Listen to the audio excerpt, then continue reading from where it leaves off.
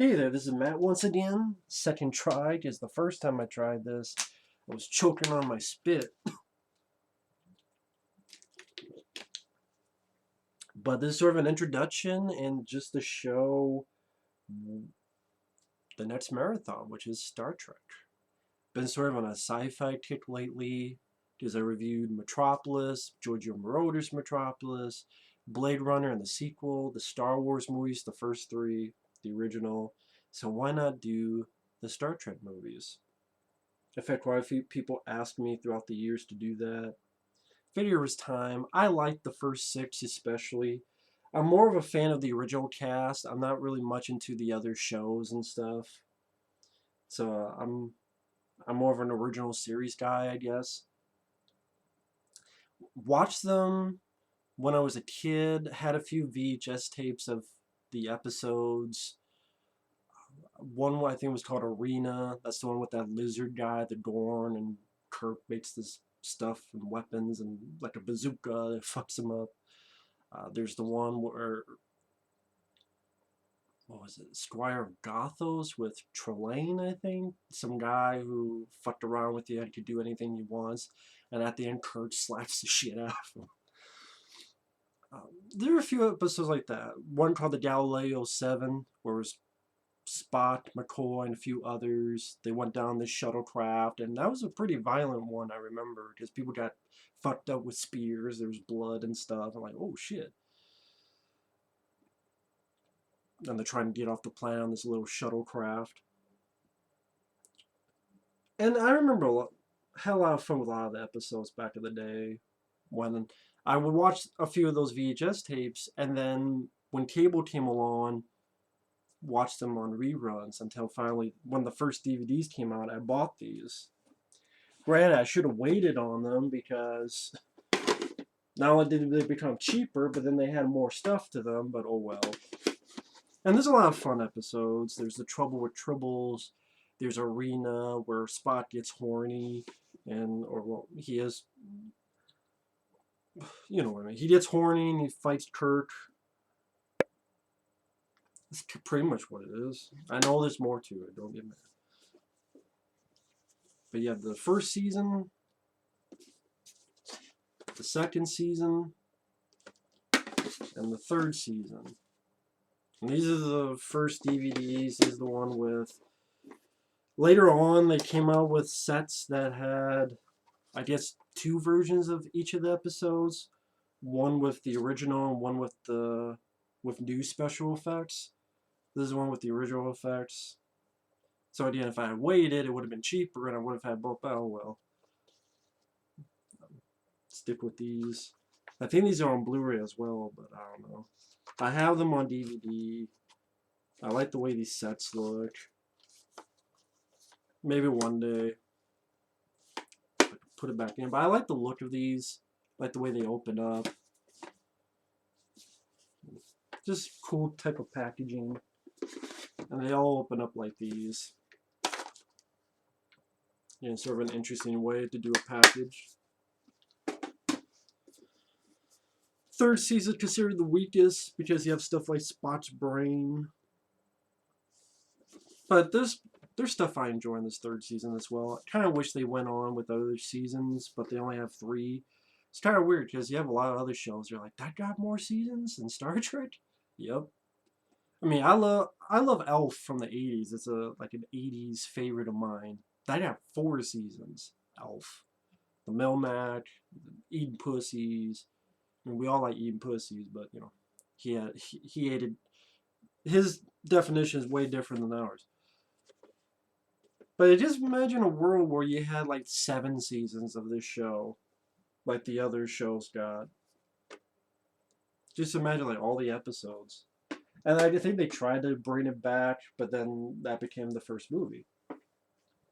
And technically, you could call it season 4, the animated series, which I remember seeing a few episodes when I was a kid on a VHS tape. They were taped onto a VHS tape. And had fun with this show. It only lasted 1 season, about 22 episodes. But it was cool because they got the original cast. to voice the characters. William Shatner, Leonard Nimoy, James Doohan, DeForest Kelly. They didn't have Chekhov for some reason, which I thought was strange.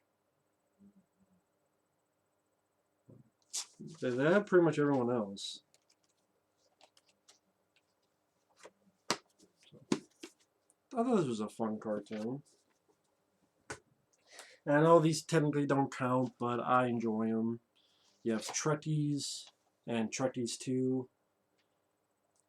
Documentaries on the fans. This one mainly in the US, and this one a little bit more worldwide. Like, this is the woman that was on a jury, and I forget what trial it was. Was it the Bill Clinton sex trial or something? Like, where you got the blowjobs? It was some kind of trial, and she wore her uniform. And people got pissed. And it was hosted by Denise Crosby, who I remember from films like Pet Sematary, but of course she was in the Star Trek Next Generation. Which again, I'm not really a fan of the other shows. I'm just more a fan of the original cast of stuff. But, you know, these are fun. Some people get pissed because they're called Trekkies, but whatever. I like them. And then we get into the movies. We have Star Trek the Motion Picture. This is the special longer version. When I was growing up, this was sent to me by a very nice person, very good friend, and I love this cover. I would say it's my favorite cover of any of the Star Trek stuff. Just then they took it for Star Trek Beyond, of course. And when I say I'm going to review the Star Trek films, that includes the Jar Jar Abrams stuff. The VHS I had, it was different than this. It had like more of a gold look to it, and it had like Kirk in the middle and Spock and McCoy on the sides of him. It was like a shot from the end of the movie. That's the VHS we had. I think of the first 3 movies we had like golden versions of them. But I like this special longer version. It's actually my favorite cut of the film, which is, of course, that's the version not on. Because I guess on Blu-ray, it's only the theatrical cut. And then this DVD is the director's edition. So, of course, my favorite version is not out. Special longer version. There's a torrent, and I tried to put it on DVD-R, and it kind of worked. The other DH4, that's a fan cut I did of Die Hard 4, where I put the theatrical and unrated cuts together from my own version. But the motion picture, I'm not good at making DVD-Rs. That's why I rarely do it, because I suck at it, but tried. That's probably the version I'm going to watch, because I do not have a VCR anymore because it broke. But I'm going to keep this because A, it was a DFD. I love the look and cover of it. And C, it's a special longer version. One day maybe I mean, VCRs, they're pretty cheap, so one day I'll pick one up at a store. Well, not a store, but one of those places. So one day I'll pick one up and then I'll pop this in. Star Trek, the motion picture. One of my favorites, I will admit. Why? I'll say that for the review, otherwise this would be like a 50-minute video if I review every one. And then you have the director's cut, director's edition of the motion picture. You have Star Trek 2, The Wrath of Khan. You know, I'll be reviewing these, so I'll talk more about that in each of those reviews. Star Trek 3, The Search for Spock, another one of my favorites. It's called a bad movie, which I disagree. My personal favorite, Star Trek 4, The Voyage Home.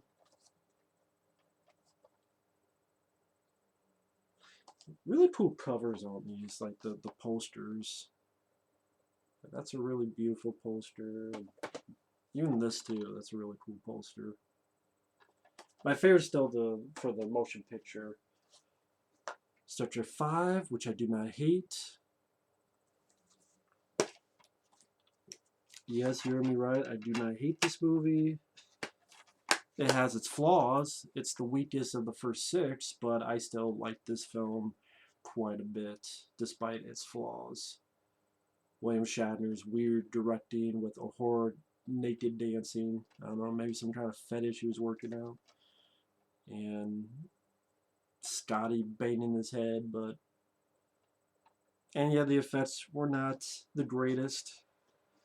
But quite a bit of the story I liked. I liked the friendship between the characters, being a fan of these characters. Liked the score by Jared Goldsmith. I even liked the idea of the film.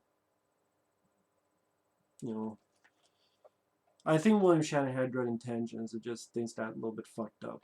I would love to see people. There are fans who try to do like special editions of these with fixed effects. I wish someone would fund that. I would be glad to see that. Star Trek 6, The Undiscovered Country. Same guy who directed Star Trek 2. Of course, Leonard Nimoy directed 3 and 4. Now, these were sent to me probably because one day they wanted to hear my thoughts on them and for the collection, so I thank you for the people who sent these to me. Star Trek Generations, which I hate. I hate this fucking movie. To me, it's the worst fucking Star Trek film. You killed Captain Kirk by making him fall off a motherfucking bridge. Fell off the goddamn bridge. This movie can eat my ass. I'm gonna rant on that when I get to this motherfucking movie because you suck my dick.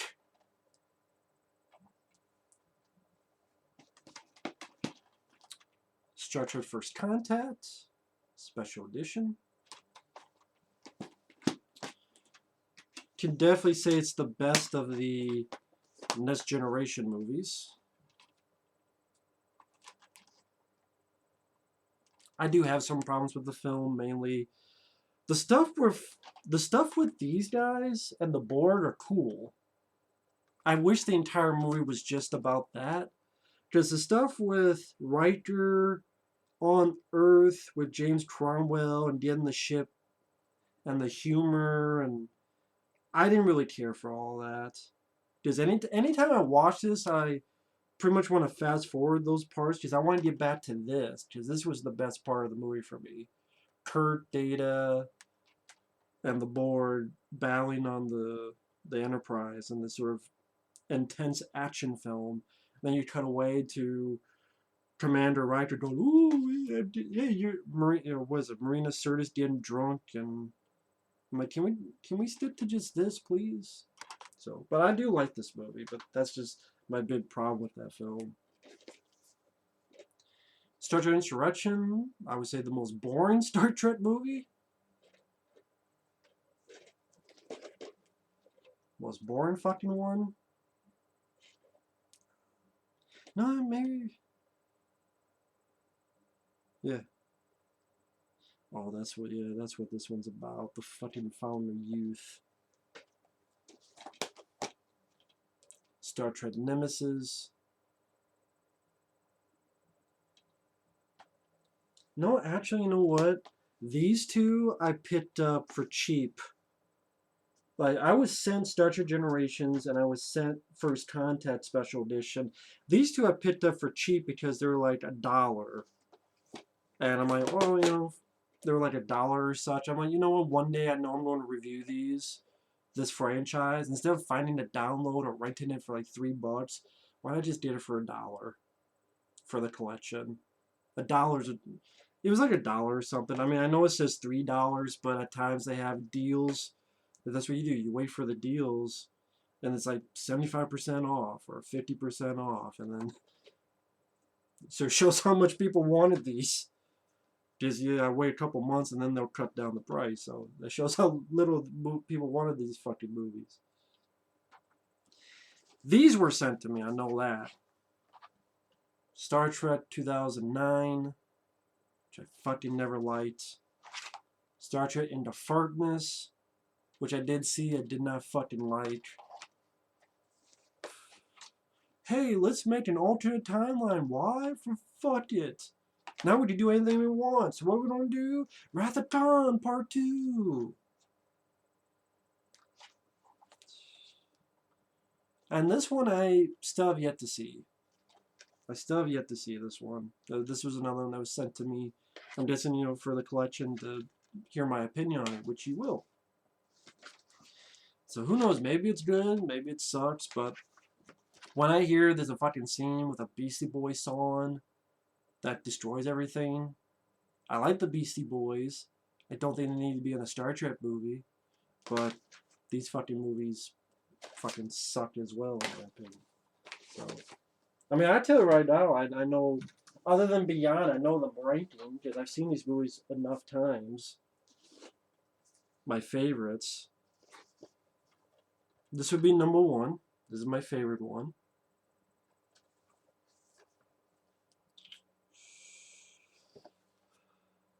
Between these two, I'm not sure.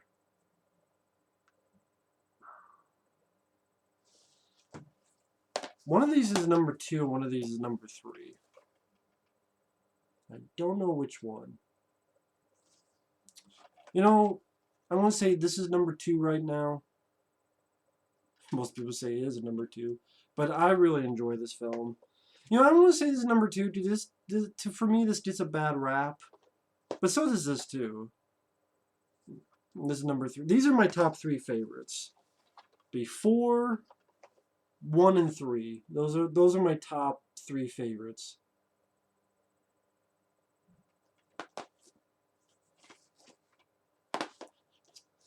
Then after that, I'm going to put Star Trek 6, then Star Trek 2, then Star Trek 5, First Contact, and to be honest, the rest of the movies can kiss my ass, but if I have to fucking rank them off the bat, guess Nemesis, Insurrection,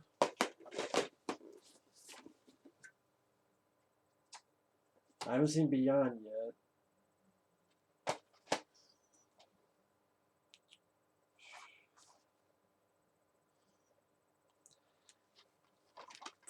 Into Darkness, I guess. The 2009 movie. Fucking hate it. And this is, to me, is the worst one. So, now that I got that out of the way, let me do it more quickly, ranking-wise. Yeah, I'm going to choose that. This is my number 1.